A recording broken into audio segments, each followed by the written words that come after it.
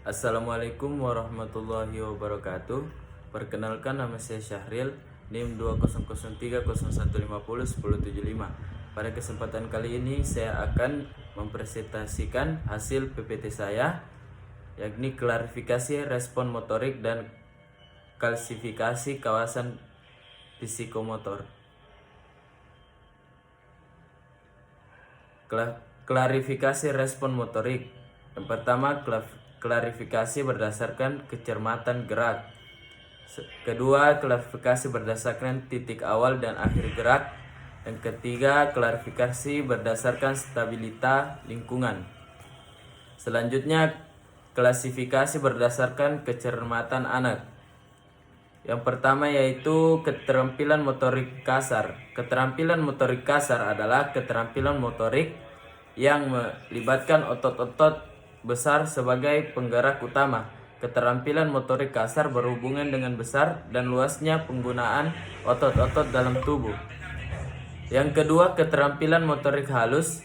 Keterampilan motorik halus adalah keterampilan gerak yang melibatkan otot-otot halus sebagai penggerak utama. Sebagai contoh, keterampilan menarik pelatuk senapan, keterampilan melepas anak panah pada cabang olahraga panahan, dan sebagainya. Klasifikasi berdasarkan titik awal dan akhir bergerak. Keterampilan motorik diskrit. Keterampilan motorik diskrit adalah keterampilan yang dapat diketahui dengan jelas kapan saat dimulai dan kapan saat berakhir. Sebagai contoh, gerakan meloncat. Dalam meloncat indah, gerakan mengguling ke depan sekali dalam senam lantai. Keterampilan motorik serial. Keterampilan motorik serial merupakan gabungan dari beberapa keterampilan motorik terputus yang dilakukan secara berulang-ulang. Keterampilan ini dapat dilakukan dengan baik apabila stimulus dapat diperkirakan, diantisipasi, sehingga pada saat tertentu tuntunan respon tidak terlalu berat mengganggu rangkaian kegiatan yang mengakibatkan keterampilan yang ditampilkan lebih stabil. Selanjutnya, keterampilan motorik kontinu. Keterampilan motorik kontinu adalah keterampilan motorik yang tidak jelas kapan saat dimulai dan kapan saat akhir gerakan. Kegiatan ini sewaktu-waktu dapat berhenti atau terus berlangsung dan tidak dapat dihentikan. Contoh keterampilan ini adalah gerakan bermain tenis meja. Perbedaan keterampilan motorik diskrit, serial, dan kontinu. Yang pertama, keterampilan diskrit dikenal saat dimulai dan berakhir. Yang kedua, melempar bola, menendang bola. Sedangkan keterampilan serial, keterampilan diskrit menjadi satu, bermain piano, senam indah, dan lain-lain. Yang terakhir, keterampilan kontinu, yaitu tidak dapat diketahui secara pasti dimulai dan berakhir. Contoh, mengemudi mobil, berenang, dan sebagainya. Klasifikasi berdasarkan stabilitas lingkungan. Keterampilan tertutup. Keterampilan motorik tertutup adalah keterampilan gerak yang dilakukan dalam kondisi lingkungan yang tidak diubah-ubah, dan gerakan dilakukan semata-mata dari stimulus dari dalam diri pelaku sendiri tanpa dipengaruhi oleh stimulus dari luar. Keterampilan terbuka.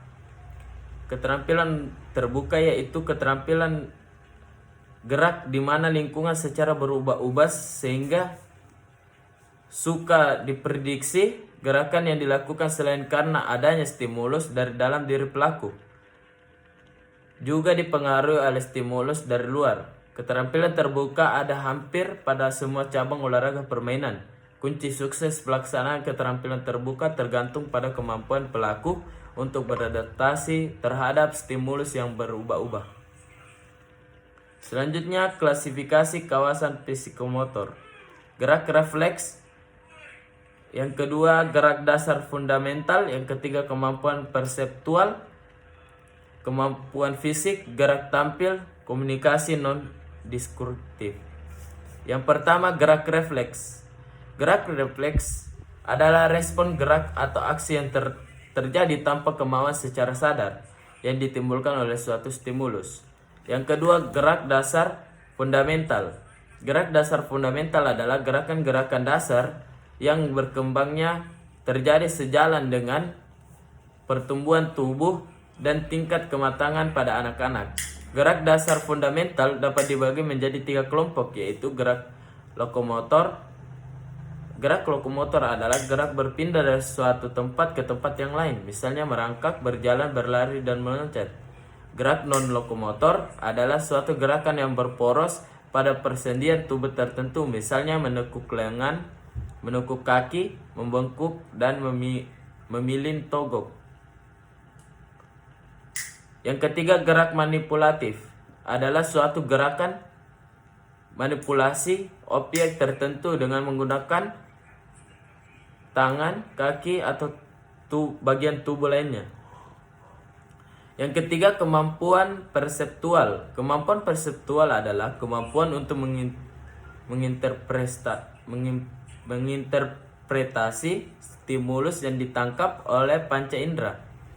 Kemampuan perseptual yang erat hubungannya dengan gerakan tubuh ada 5 macam, yaitu meliputi A. Perbedaan rasa gerak. B. Perbedaan penglihatan atau visual. Yang ketiga, pembedaan pendengaran auditori. D. Perbedaan peraba atau taktil.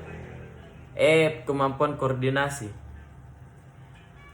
Yang keempat, kemampuan fisik. Kemampuan fisik adalah kemampuan memfungsikan sistem organ-organ tubuh. Dalam melakukan aktivitas gerak tubuh, kemampuan fisik sangat diperlukan dalam mendukung aktivitas gerak tubuh. Gerakan yang terampil dapat dilakukan apabila kemampuan fisik cukup memadai. Secara garis besar, kemampuan fisik dapat dibedakan menjadi 4 macam, yaitu A. Ketuhanan, B. Kekuatan, C. Kelentukan, D. Kelincahan. Yang kelima, gerak tampil.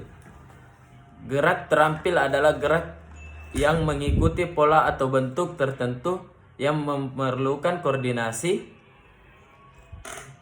dan kontrol sebagai bagian atau seluruh tubuh yang dapat dilakukan melalui proses belajar. Gerak terampil dibedakan menjadi 3 macam, yaitu keterampilan adaptif sederhana. Keterampilan yang dihasilkan dari penyesuaian gerak dasar fundamental dengan situasi atau kondisi tertentu pada saat melakukan gerak. Keterampilan adaptif terpadu adalah keterampilan yang dihasilkan melalui perpaduan antara gerak dasar fundamental dengan penggunaan perlengkapan atau alat tertentu. Keterampilan adaptif kompleks adalah keterampilan yang memerlukan penguasaan bentuk, gerakan, dan koordinasi tubuh yang kompleks. Tingkat penguasaan gerak keterampilan dapat dibedakan menjadi 4 tingkat, yang terdiri dari A. Tingkat pemula, B. Tingkat madya, C. Tingkat lanjut, D. Tingkat mahir. Yang keenam, komunikasi non-diskursif. Komunikasi non-diskursif adalah komunikasi melalui perilaku gerak tubuh. Gerak tubuh yang komunikatif dapat dibedakan menjadi gerak ekspresif adalah gerak yang bertujuan mengkomunikasikan suatu pesan, misalnya gerak mengganggukan kepala yang menyatakan setuju, gerak melambaikan tangan yang menyatakan perpisahan. Sedangkan gerak interpretif adalah gerak tubuh yang menampilkan nilai keindahan dan mengandung makna tertentu. Contoh gerak interpretif adalah gerak tari balet. Sekian dari saya, kurang dan lebihnya mohon dimaafkan. Wabillahi taufiq wal hidayah. Wassalamualaikum warahmatullahi wabarakatuh.